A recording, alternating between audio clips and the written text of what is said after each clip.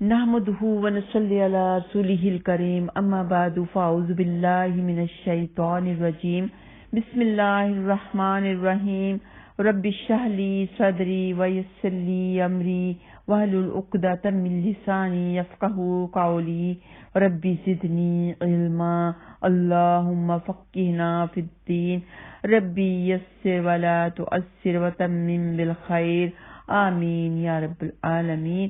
السلام علیکم ورحمۃ اللہ وبرکاتہ۔ آج ہم سورۃ البقرہ پارہ نمبر 2 کی آیت نمبر 217 کی تفسیر اور ترجمہ کریں گے۔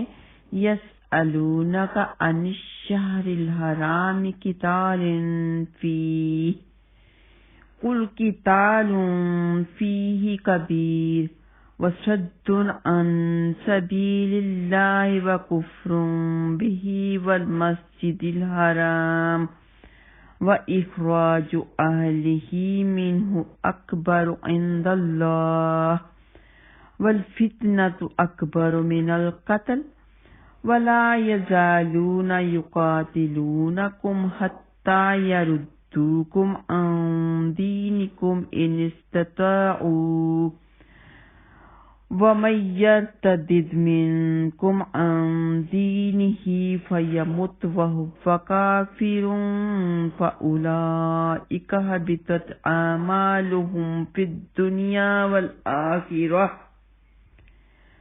وَأُولَئِكَ أَصْحَابُ النَّارِ هُمْ فِيهَا خَالِدُونَ۔ اللہ سبحانہ تعالیٰ فرماتے ہیں کہ وہ تجھ سے اے نبی پاک صلی اللہ علیہ وسلم وہ آپ سے حرمت والے مہینے کے متعلق ان میں لڑنے کے بارے میں پوچھتے ہیں۔ آپ ان سے کہہ دیں کہ اس میں لڑنا بہت بڑا گناہ ہے اور اللہ کے راستے سے روکنا اور اس سے کفر کرنا اور مسجد حرام سے روکنا اور اس کے رہنے والوں کو اس سے نکالنا اللہ کے نزدیک اس سے بھی بڑا ہے اور فتنہ قتل سے بھی زیادہ بڑا ہے۔ تو رجب، ذی القعدہ، ذی الحجہ اور محرم یہ 4 حرمت والے مہینے ہیں۔ یہ 4 مہینے زمانہ جاہلیت میں بھی حرمت والے ہی سمجھے جاتے تھے۔ ان میں جنگ و جدل کرنا ناپسندیدہ تھا، تو اسلام میں بھی ان کی حرمت ہے۔ ان 4 مہینوں میں جنگ وغیرہ نہیں کی جاتی۔ نبی اکرم صلی اللہ علیہ وسلم کے ٹائم میں ایک مسلمان فوجی دستے کے ہاتھوں رجب کے مہینے میں ایک کافر قتل ہو گیا اور بعض کافر قیدی بنا لیے گئے تھے۔ مسلمانوں کے علم میں یہ نہیں تھا کہ رجب شروع ہو گیا ہے، تو عمدن نہیں بلکہ غلطی سے وہ قتل ہو گیا تھا۔ تو کفار نے مسلمانوں کو تانا دینا شروع کر دیا کہ دیکھو یہ حرمت والے مہینے کی حرمت کا بھی خیال نہیں رکھتے وغیرہ وغیرہ، جس پر یہ آیت نازل ہوئی اور کہا گیا کہ یقیناً حرمت والے مہینے میں قتال بڑا گناہ ہے، لیکن حرمت کی دہائی دینے والوں کو اپنا عمل نظر نہیں آتا۔ اور آپ نے بھی غور کیا ہوگا کہ کئی لوگ ایسے ہوتے ہیں کہ چاہے وہ کتنے بھی گنہگار کیوں نہ ہو، کتنی بھی غلطیاں کیوں نہ کرتے ہوں، لیکن کسی نیک آدمی کی غلطی کو وہ پکڑ لیتے ہیں، چاہے ہلکی سی غلطی کیوں نہ ہو، اسے پکڑی، اسے بدنام کیا، سب لوگوں کو بتایا، پوری دنیا میں مشہور کر دیا۔ ہمیشہ نیک لوگوں کی غلطی پکڑنے کی طاق میں رہتے ہیں، جبکہ اس کے علاوہ کے لوگ جتنی مرضی غلطیاں کر لیں وہ مشہور نہیں ہوتی۔ اور جن کفار نے اس بات کا تانا دیا تھا وہ خود بھی اس سے بڑے جرائم کے مرتکب تھے، بڑے بڑے جرم کرتے تھے۔ یہ اللہ سبحانہ تعالیٰ کے راستے سے اور مسجد حرام سے لوگوں کو روکتے رہتے تھے اور وہاں سے مسلمانوں کو نکلنے پر انہوں نے مجبور کر دیا تھا۔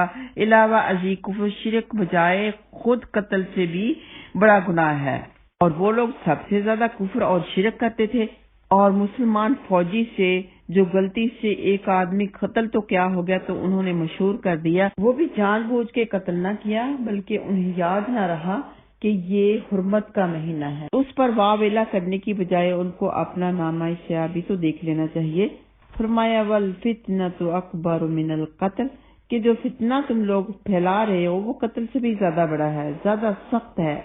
اور آگے اللہ سبحانہ تعالیٰ نے فرمایا وَمَن يَرْتَدِدْ مِنكُمْ عَن دِينِهِ فَيَمُتْ وَهُوَ كَافِرٌ، یعنی اے مومنوں، اے مسلمانوں، اس بات سے آگاہ رہو کہ تم میں سے جو شخص اپنا دین چھوڑ کر مرتد ہو جائے، دین سے پھر جائے اور کفر کی حالت میں مر جائے تو ایسے لوگوں کے اعمال بالکل ضائع کر دیے جاتے ہیں، انہوں نے کتنے ہی بڑے اچھے نیک عمل کیوں نہ کیے ہوں، سب کے سب ضائع۔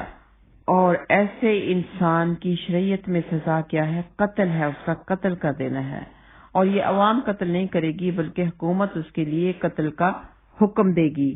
اور اگر وہ توبہ کر لیتا ہے، پھر سے دین کی طرف آ جاتا ہے، تو اللہ سبحانہ تعالیٰ بڑا رحیم و کریم، غفور رحیم، معاف کرنے والا ہے۔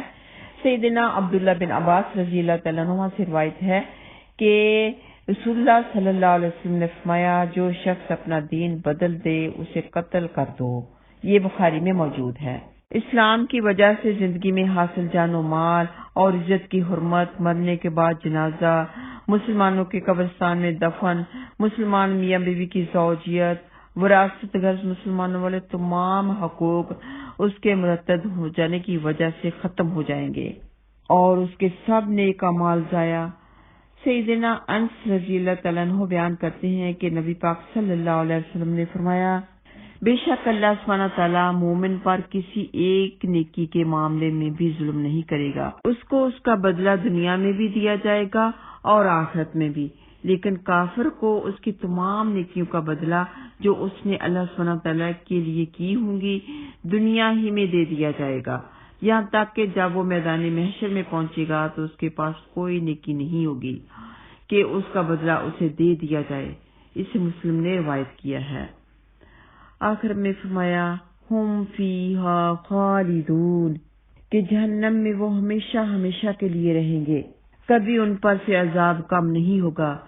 سیدنا عبداللہ بن عمر رضی اللہ تعالیٰ عنہ بیان کرتے ہیں کہ رسول اللہ صلی اللہ علیہ وسلم نے فرمایا، اللہ جنتیوں کو جنت میں داخل کرے گا اور دوزخیوں کو دوزخ میں داخل کر دے گا، پھر ایک اعلان کرنے والا ان کے درمیان کھڑا ہو کر اعلان کرے گا، اے اہل جنت اب موت نہیں آئے گی، اور اے اہل دوزخ اب موت نہیں آئے گی، ہر ایک جس جگہ ہے ہمیشہ وہی رہے گا۔ یہ مسلم میں موجود ہے، بخاری میں بھی موجود ہے۔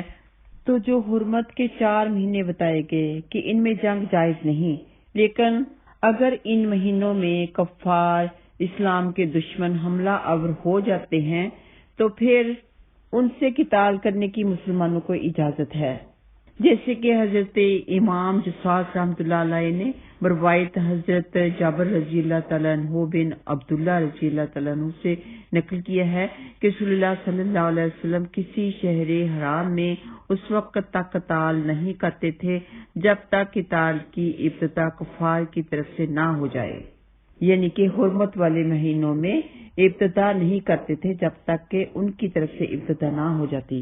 اور اعمال کا ضائع ہو جانا، اس کے بارے میں بھی وضاحت ضروری ہے کہ جو کوئی اسلام سے مرتد ہو جاتا ہے، اسلام سے پھر جاتا ہے، اس کے نیک اعمال سبھی کے سبھی سارے اعمال ضائع ہو گئے۔ فرمایا، حبطت اعمالہم فی الدنیا والآخرہ، یعنی ان لوگوں کے اعمال دنیا اور آخرت میں سب غارت ہو جائیں گے۔ دنیا میں اعمال کا ضائع ہونا یہ ہے کہ اس کی بیوی نکاح سے نکل جاتی ہے، اگر اس کا کوئی مورث یعنی مسلمان مرے اس شخص کو میراث کا حصہ نہیں ملتا، یہ بھی ضائع۔ حالت اسلام میں نماز روزہ جو کچھ کیا تھا سب کا ضائع ہو جانا، اس کے مرنے کے بعد اس کی نماز جنازہ نہیں پڑھی جائے گی، اس حق کا بھی ضائع ہو جانا۔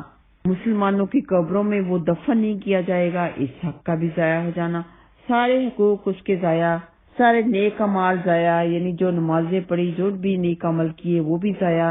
تو دنیا کے حقوق بھی اس کے سب ضائع، سب سے محروم، اور آخرت میں بھی کیونکہ اس نے نمازیں پڑھی، عبادت کی، تو آخرت میں بھی اس کا اجر اس سے نہیں ملے گا، اس کے سب اجر ضائع ہو جائیں گے اور وہ دوزخ میں داخل کیا جائے گا۔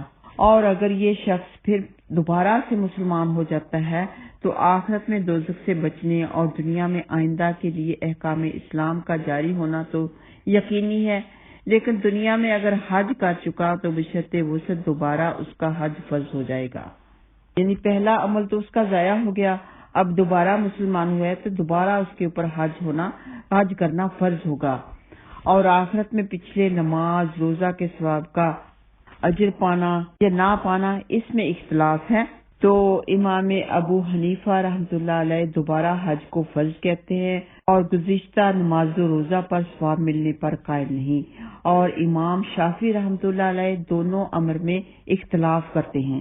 لیکن اس کے برعکس کوئی کافر ہے، اصلی کافر، ہمیشہ کافر رہا لیکن اس نے زندگی میں اچھے اعمال کیے اور پھر وہ مسلمان ہو گیا، تو مفسرین نے لکھا ہے کہ اس سب کا اس کو ثواب ضرور ملے گا۔ جو اس نے پچھلے عمل کیے، نیک عمل کیے، وہ ثواب اس کا معلق رہتا ہے جب تک کہ وہ مسلمان نہیں ہو جاتا۔